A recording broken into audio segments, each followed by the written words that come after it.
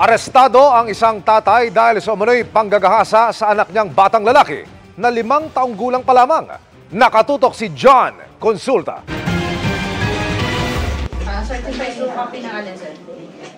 Pas-pasang tinungo ng NBI Organized and Transnational Crime Division ang isang bahay sa Quezon City.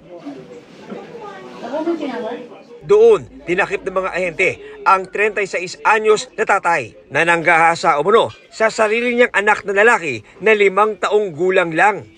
Nagbakasyon itong ating complainant. So iniwan niya sa tatay lang yung bata. Pagbalik niya, nung Lunes, pagbalik niya, parang nagduda siya kasi parang may kakaiba na examine na ng ating medical legal. Doon nga nakita na may injury yung bata doon sa private part niya. Pero giit ng suspect, hindi niya inabuso ang anak. Ginagamit niya yung bata against sa akin. Kung gusto niya lang talaga makalaya sa akin para magawa niya yung gusto niyang gawin. Lalabas din totoo. Manggagaling yan sa anak ko. Inosente po ako. Ang inaalala ko dito yung trauma tsaka yung negative effects sa mental health ng bata.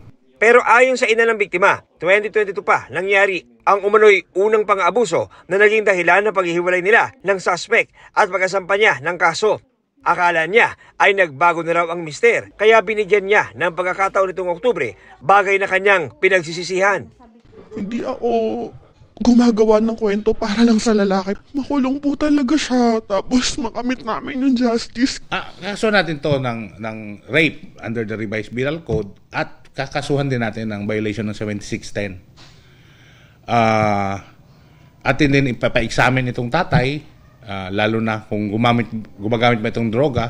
Iniutos na ni NBI Director Jamie Santiago ang pagsasagawa ng psychological intervention at counseling ng mga eksperto dito sa NBI para sa batang biktima. Para sa GMA Integrated News, John Consulta, nakatutok 24 oras.